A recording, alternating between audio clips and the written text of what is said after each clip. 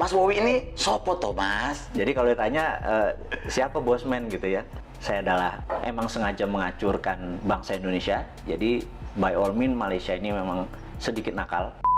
Mas Wowi, apa kabar? Baik, apa kabar Mas? Bosman yang sontolo yuk.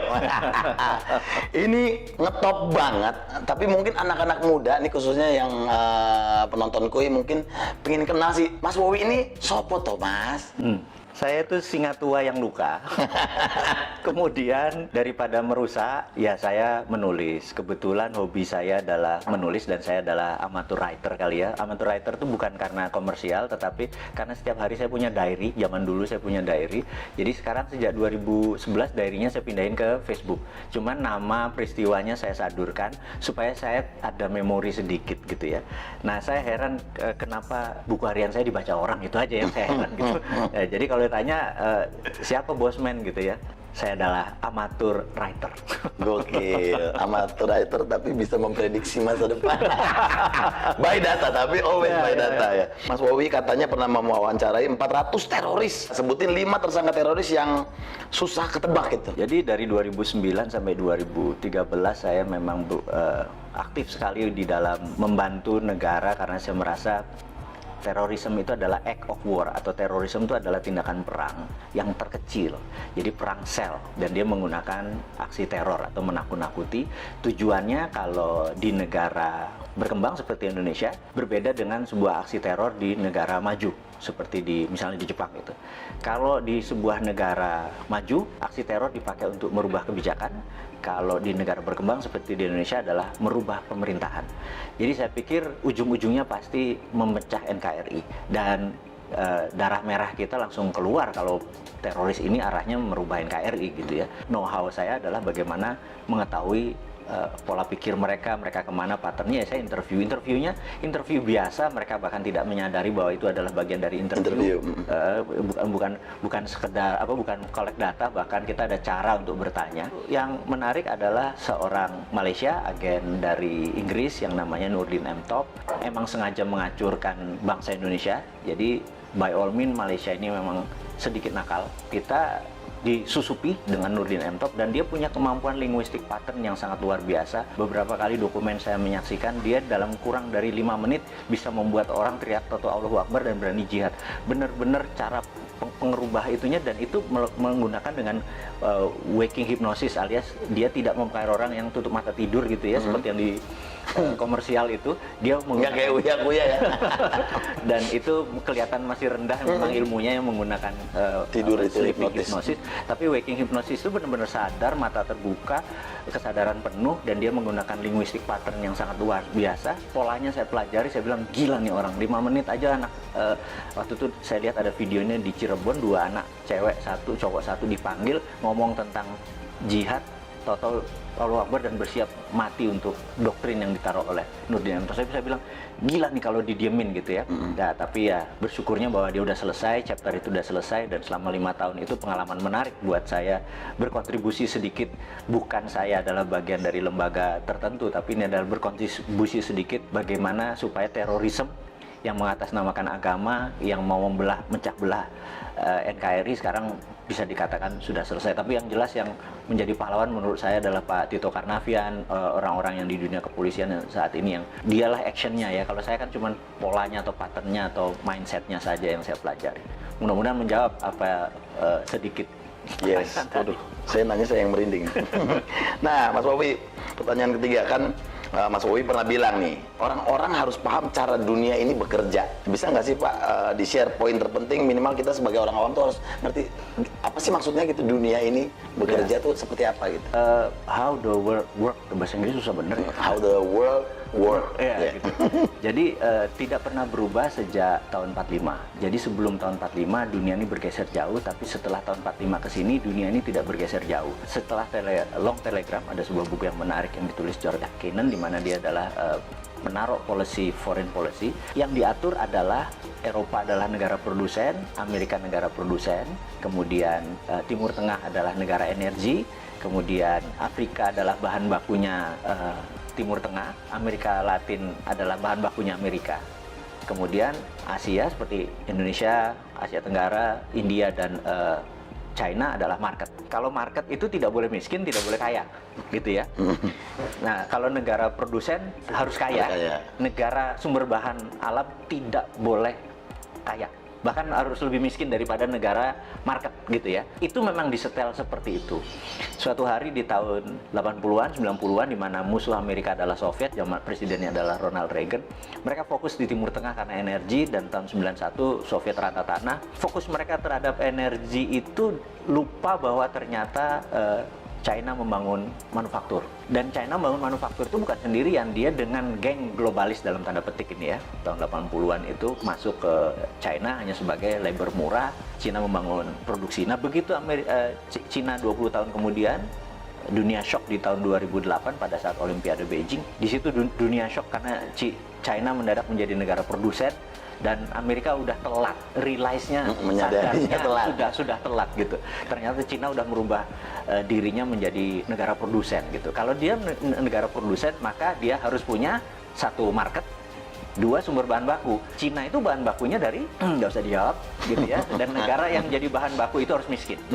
Nah, negara yang jadi pasarnya dia yaitu Amerika dan Eropa tidak boleh kaya, tidak boleh miskin. Itu disetel sama Cina sekarang. Jadi kalau pemerintah tidak paham how the work, bener nggak? Ya kayak sekarang ini kita kayak kikuk mau dagang apa, salah semua, pertanian tidak bisa independen, pupuk aja impor dan lain sebagainya karena nggak ngerti gitu ya. Nah, kita coba mengingatkan bahwa kalau sebagai Anda pengelola negara tapi nggak ngerti how the work, ya seperti sekarang berantakan. Nah, ini kita buka makanya. Mas Wowi, ini kan kalau orang awam nih ngelihat propaganda di dunia ini kan ya bisa jadi hoax gitu ya. Sebenarnya propaganda itu rumornya tuh ada nggak sih yang kayaknya nggak mungkin gitu, tapi it's real gitu. Propaganda itu ilmu makrifat, ilmu tertinggi dari strategi mempengaruhi orang lain. Jadi yang paling rendah namanya agitasi. Agitasi itu adalah mengajak, provokasi, mengajak dan bergerak. Propaganda adalah changing mindset. Jadi ini semua bertahap. Mengajak dulu, mengajak dan bergerak, kemudian changing mindset. Propaganda itu bukan sekedar informasi satu aja, itu masih agitasi namanya. Propaganda itu changing mindset. Misalnya kita ingin Indonesia ini negaranya khilafah gitu. Ini contoh saja. Mereka punya cara melakukan agitasi, provokasi supaya nanti oh iya ya, kita harus merubah menjadi khilafah. Itu contoh propaganda, namanya changing mindset. Jadi kalau sepotong-sepotong nggak bisa dibilang itu propaganda. Jadi harus hati-hati, sepotong-sepotong ini bagian dari pasal-pasalnya ini. Counter propagandanya pun kita udah harus siap. Gitu, ada counter propaganda. Oh, ini bagian dari propaganda, bagian dari agitasi, bagian dari provokasi, bagian dari, kita harus ada counternya. Saat ini dunia intelijen harusnya punya divisi itu. Mudah-mudahan sadar. Karena sadar itu dalam artian karena ilmu ini bergeser terus, ilmu komunikasi massa ini bergeser terus. Dulu adalah menggunakan koran, dulu menggunakan TV, dulu menggunakan radio, sekarang menggunakan apapun.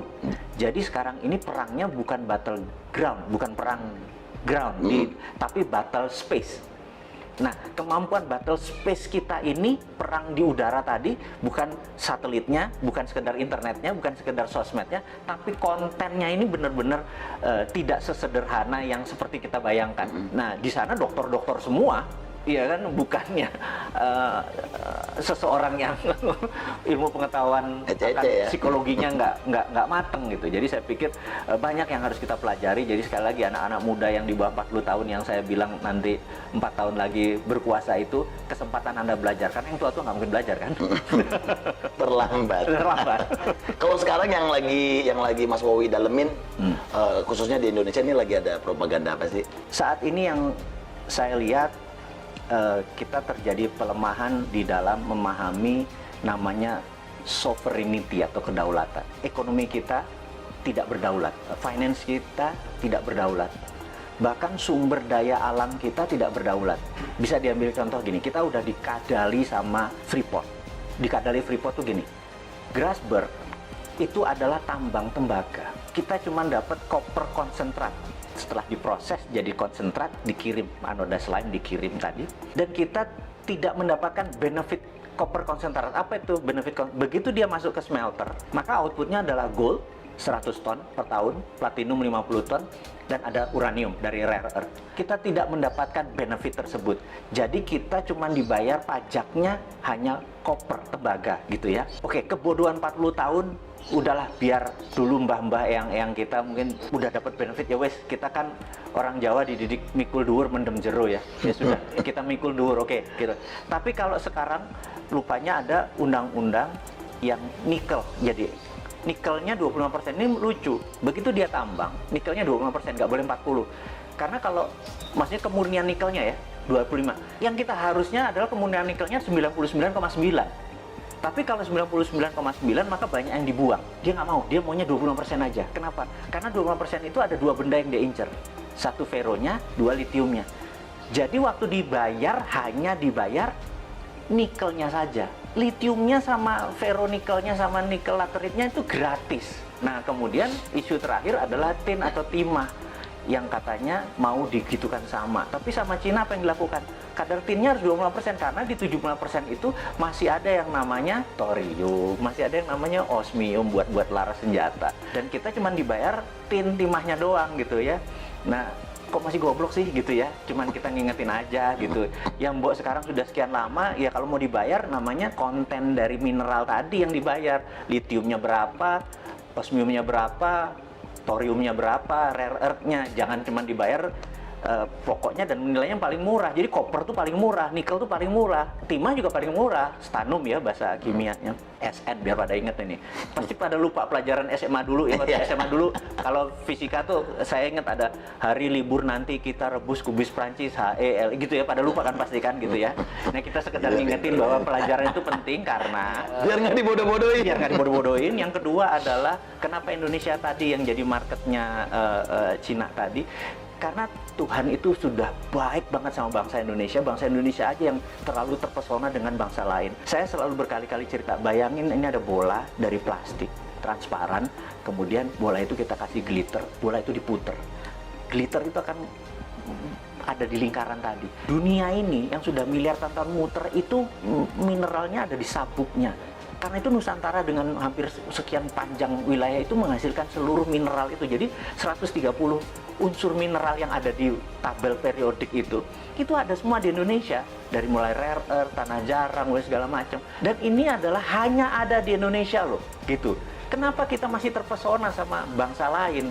Ini aja digarap. Kalau kita mau berdaulat, kita buat aja namanya metal road gitu atau mineral road gitu ya. Dulu kan ada spice road misalnya gitu, jalan rempah ya, kita jalan mineral karena kita the only country yang punya itu semua di dunia ini. Itu yang membuat generasi nanti ya, yang 4 tahun lagi berkuasa tadi, ambil itunya Jo, gitu ya. Jangan lu pikirin yang tua-tua ini. Iya.